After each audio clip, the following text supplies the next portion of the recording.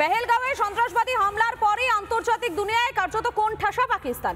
সন্ত্রাসবাদে মদদ দেওয়ার অভিযোগ তুলে ইসলামাবাদকে কড়া বার্তা। রাষ্ট্রসংঘে ভারতীয় দূত যোজনা প্যাটেলের সাফ কথা, কোনো মতেই রেয়াত করা হবে না সন্ত্রাসবাদকে। আর অন্যদিকে পাকিস্তানের জন্য ভারতের আকাশ ও জলপথ বন্ধের পরিকল্পনা চলছে। India deeply appreciates and values the strong, unequivocal support and solidarity extended by leaders and governments across the world in wake of the recent terrorist attack at Pahalgam, Union Territory of Jammu and Kashmir. ভারতে জঙ্গি হামলা হলেই নাম জড়ায় পাকিস্তানের। সে 2008 সালের মুম্বাই হামলা হোক কি 2019-এ পুলওয়ামায় সিআরপিএফ জওয়ানদের কনভয়ে বিস্ফোরণ, অথবা গত সপ্তাহে পেহেলগাঁওয়ের বৈসরানে হিন্দু গণহত্যা। বারবার মুখ পুড়লেও বাঁদরামি কমে না ইসলামাবাদের। প্রতিবারই ভারতে জঙ্গি ঢুকিয়ে সন্ত্রাসবাদী কার্যকলাপ চালায় সন্ত্রাসবাদীদের আঁতুড়ঘর পাকিস্তান। তিতিবিরক্ত ভারত ফের সরব হলো আন্তর্জাতিক মঞ্চে। পড়শি দেশকে অপরাধীদের স্বর্গরাজ্য বলে আরও একবার আক্রমণ করলেন রাষ্ট্রসংঘে ভারতীয় দূত যোজনা Patel.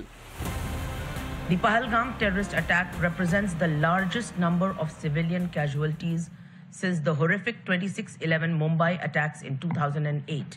Acts of terrorism are criminal and unjustifiable, regardless of their motivation, wherever, whenever, and by whomever committed.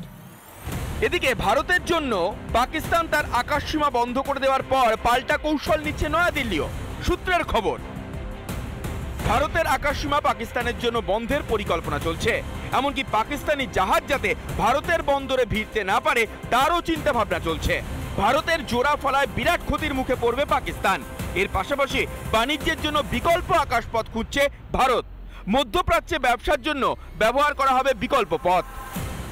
শুধু হাতেই নয়, পাকিস্তানকে ভাতেও মারতে চায় ভারত। তার জন্য এখন থেকেই আটঘাট বাঁধছে মোদী সরকার। আর এতেই ঘুম উড়েছে শাহবাজ শরীফদের। বন্ধুর খোঁজে মরিয়া খড়কুটোর মতো চীন, তুরস্ক, সৌদি আরব সহ গুটি কয়েক দেশকে ধরে ভেসে থাকা চেষ্টা। কিন্তু জঙ্গিদের নিরাপদ আশ্রয়দাতা পাকিস্তান কি আদৌ সুবিধা করতে পারবে? রিপাবলিক বাংলা। নানা ধরনের কন্টেন্ট দেখার জন্য লাইক করুন, শেয়ার করুন আমাদের ফেসবুক পেজ, সাবস্ক্রাইব করুন আমাদের ইউটিউব চ্যানেল। পাশাপাশি অন্যান্য ব্রেকিং নিউজের জন্য অবশ্যই চোখ রাখুন রিপাবলিক বাংলায়।